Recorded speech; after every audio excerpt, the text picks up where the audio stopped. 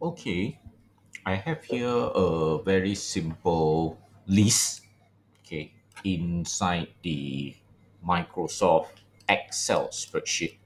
All right, so it's just a very simple list. Okay, maybe I'll just start from 1 to 9. All right, now we're going to use something called wrap code. All right, so it's a wrap column. Well, of course, there's another one, wrap row. Okay, so you can actually wrap a column or row, all right, vector based on something. So I'm going to use this. Okay, so of course, okay, so I'm going to wrap column. So where's the vector? The vector is my list. All right, so this is the list. Okay, so now how much am I supposed to wrap? Okay, maybe we'll start with, okay, I will wrap 3 per column. The next portion, pad width, I'll cover a little bit later. All right, I'm gonna just close this first. All right, and hit enter. So what actually happened is, here's the formula. All these don't have. All right, all these are created. It take this list and he put it into a column of 3.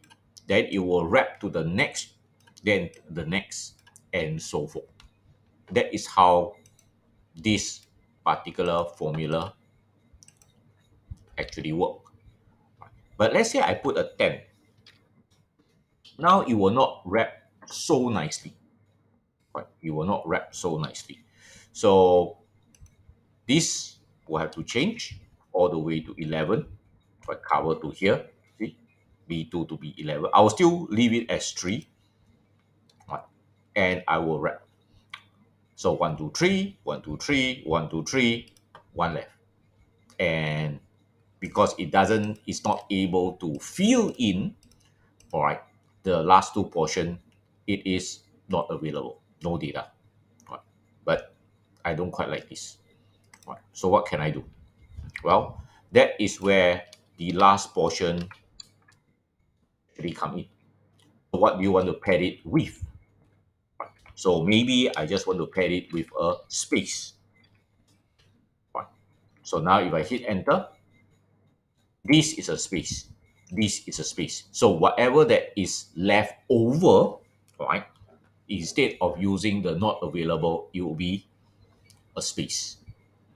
Okay. You can try this also, not just on the wrap column. Right. This is column. You can do it for the row.